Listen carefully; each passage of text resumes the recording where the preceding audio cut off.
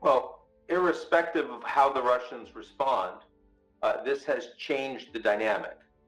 Терактов, прекращение обстрелов гражданской инфраструктуры, энергетической инфраструктуры, не связанной с военно-промышленным комплексом. War and peace, two opposite words, yet two realities that have been intertwined in Ukraine since 2022.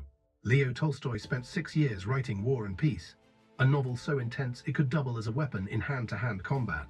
Yet, despite its legendary status, Russia seems to have skipped the reading part and gone straight into the war chapter. But here's the real question: did Russia ever even get to the peace chapters? It's becoming increasingly clear that maybe, just maybe, Russia never had peace in mind at all.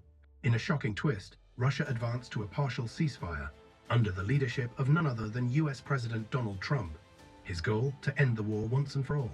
On the table, a ceasefire agreement that Ukraine accepted, a proposal that was meant to bring a brief respite from the constant barrage of Russian missiles targeting Ukrainian energy and civilian infrastructure.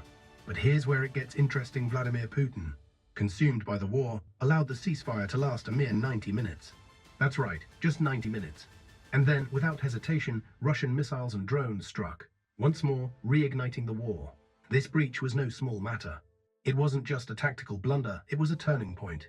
Ukraine, far from being passive, didn't just defend itself. Oh no, Kiev took this betrayal to heart. Ukraine launched reprisals with precision, hitting critical Russian facilities from Crimea to Engels. The airspace over Russia was filled with alarms and panic. But Ukraine didn't stop there.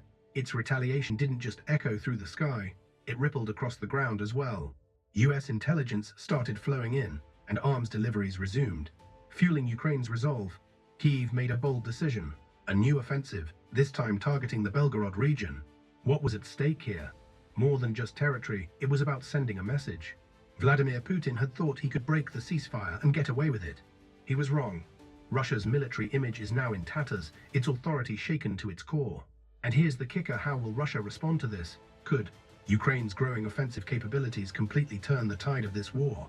The next few days could decide everything. To dive deeper into this, let's take a closer look at Ukraine's daring counter-offensive. Just days after withdrawing from much of the KSK region, Ukrainian forces launched a limited cross-border offensive into the neighboring Belgorod Oblast. The operation started on March 18th. What's at stake here? A big, game-changing move that could reshape the entire landscape of this war. How will Moscow react? Will they retaliate? Or will they start considering a new strategy? Hold tight, because this story is far from over, and the consequences of these actions will likely echo for years to come. But before we dive deeper, don't forget to subscribe, turn on your notifications, and give us a like to stay updated with everything that's coming next. Trust us, you won't want to miss the twists and turns of this evolving story. The Ukrainian forces have set their sights on the villages of Demidova, Prya, and possibly Grafov, continuing to operate in the area with precision. But here's where it gets interesting. Demidova has emerged as the focal point of Ukraine's offensive. Ukrainian pilots launched a devastating strike on the Russian command center, located at the border post in Glovo. Despite the Russian forces' advanced camouflage measures, the Ukrainian Air Force managed to obliterate the facility. The attack crippled Russian communication systems and vital technical equipment, severely weakening Russia's ability to continue combat operations against Ukrainian forces in the Sumy and Kovo regions. But the assault didn't end there. Ukrainian forces also targeted a command post from Russia's 3rd Motorized Rifle Division, located near Demid. As if that wasn't enough, Ukrainian drones successfully attacked Russian equipment and military personnel in the Karas region. In the first video released by the 17th Pava Brigade of the Ukrainian National Guard, a drone struck a Russian tank, an infantry fighting vehicle, a Neva SUV, and a Tiger armored vehicle. These strikes were not just small hits, they were precision attacks designed to break Russian defenses. But it didn't stop there. The very next video released by the Ukrainian FPV Group TAC team shows drones continuing their work attacking another Tiger armored vehicle and a large group of Russian soldiers. Now here's where things get even more intense. A report from the Russian Defense Ministry confirmed the full scale of the Ukrainian offensive in the Demidova and Prya regions.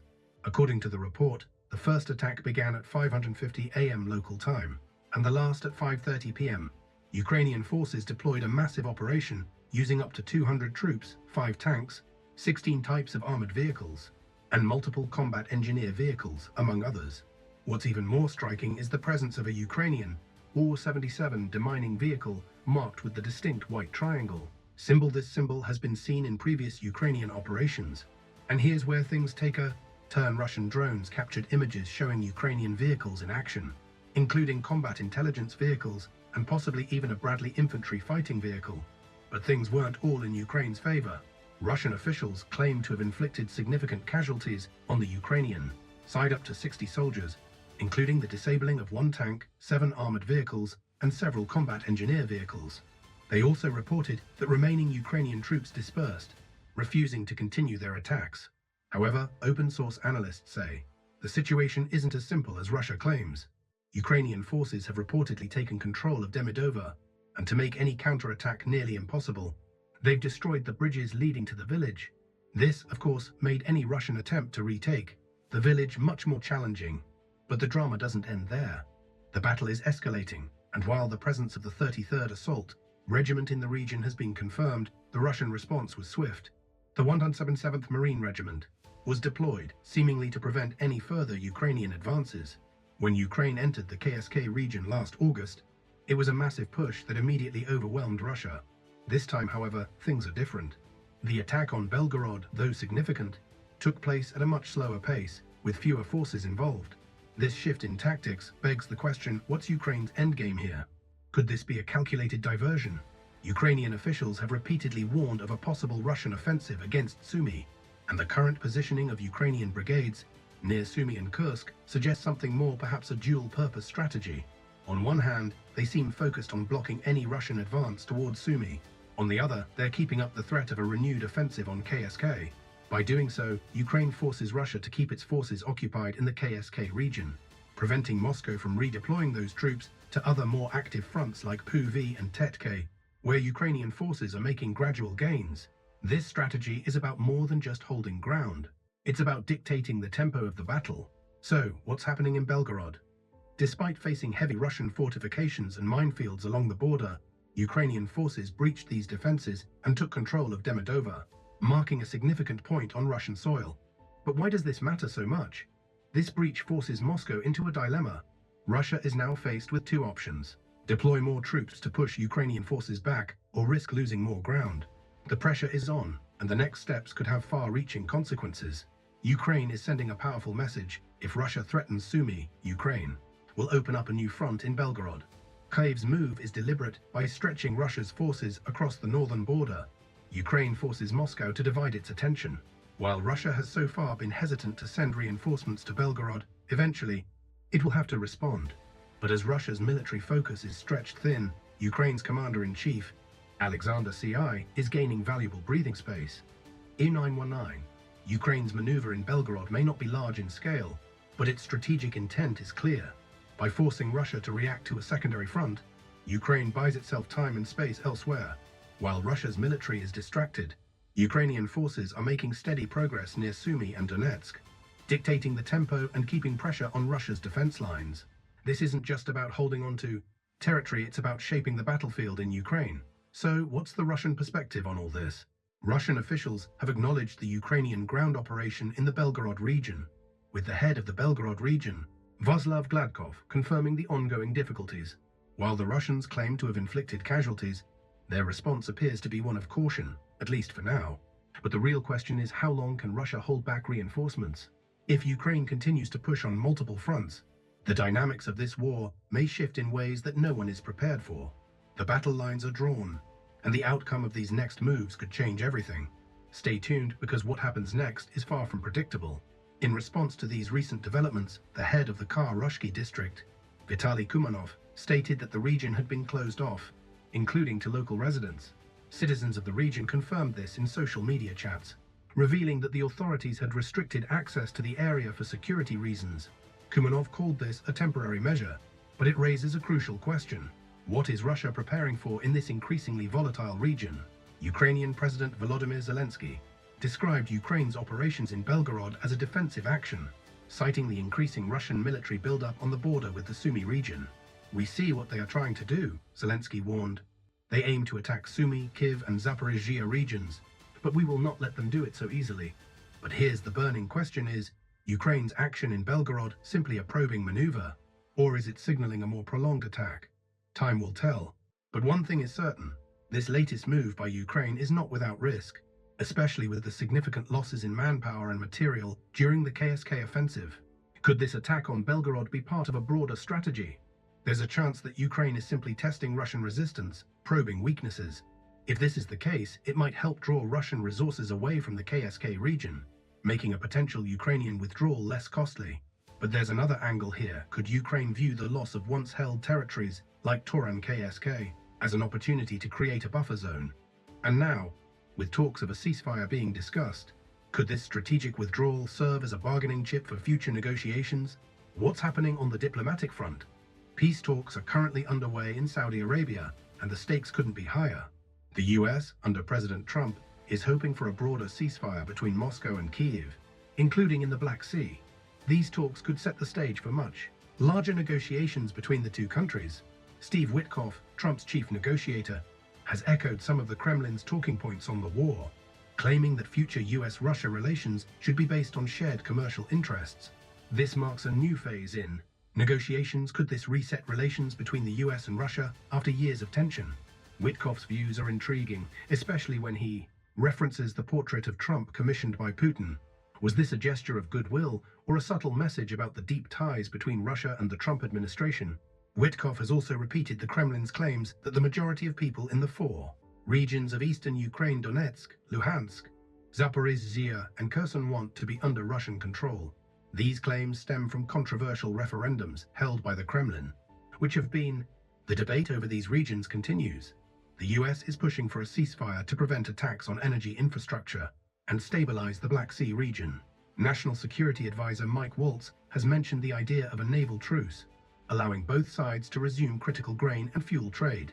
But the question remains, can these fragile discussions lead to a long-term peace, or are they merely a temporary solution to a deeper, more complicated conflict? In the Black Sea, Ukrainian drones have significantly neutralized Russia's naval activity, while Russian airstrikes continue to target Ukrainian port cities like Odessa. But Ukraine has managed to secure key shipping routes, a vital strategic win. On the other hand, Russia continues to complain about obstacles facing its own food and fertilizer exports. The naval conflict in the Black Sea is far from over, and these discussions in Saudi Arabia could have major implications for future trade. As the US mediates the talks, the Russian and Ukrainian teams will not meet face-to-face in Saudi Arabia, but will relay their positions through the US delegation. Witkoff claims that the Trump administration is acting as a neutral mediator, defending its efforts to forge a peace deal. But will Russia and Ukraine accept this mediation, especially when their positions remain so far apart? The latest talks between Russia and Ukraine highlight the complexity of this war. Russia wants assurances on territorial claims, particularly regarding Crimea and the eastern Ukrainian regions, which Kyiv has categorically rejected. Meanwhile, Ukraine continues to strengthen its military capabilities, using long-range drones to target Russian logistics lines and sending a clear message with the Belgorod raid. Ukraine is demonstrating that war is not just confined to its own territory, it is now a direct challenge to Russia's security and military control. Russia's presence in the peace talks is significant, with high-level officials such as Gregory Keresin, the chair of Russia's Foreign Affairs Committee, and Sergei Basa, an advisor to the Federal Security Service, representing the Kremlin. Meanwhile, Ukraine has sent military and energy experts to discuss proposals to protect critical infrastructure. The US delegation includes senior officials from Trump's National Security Council, but some key figures, like Secretary of State Marco Rubio, are notably absent. Zelensky has been vocal about Russia's ongoing airstrikes and drone attacks, which continue to cause civilian casualties in Ukraine. While peace talks are ongoing, the war rages on, and the toll on the Ukrainian PO-56, Moscow's breaking of the partial ceasefire, is perhaps the clearest proof of its insincerity in peace negotiations. Putin's insistence on having Crimea and eastern Ukrainian regions recognized as part of Russia underscores his real goals.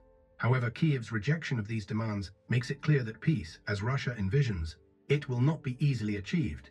This ongoing resistance from Ukraine is fueled by years of sacrifice, with thousands of lives lost, cities destroyed, and millions displaced. Ukraine's resolve is clear: it will not accept Putin's territorial concessions. As Ukrainian forces continue to strengthen their military capabilities, including the use of long-range drone strikes to disrupt Russian supply lines, the pressure on Russia is mounting. The Belgorod raid was a pivotal moment, signaling Ukraine's intent to not just defend its territory, but to send a powerful message to the Kremlin. The big question now, how long can Putin withstand this pressure? As the war drags on, Russia's costs both in human lives and resources are escalating. Will these peace talks, mediated by the US, bring about any concrete results? Or will the stalemate continue, with both sides digging in for a war of attrition? The world is watching closely, and the next steps could define the future of the conflict. Stay tuned, this story is far from over.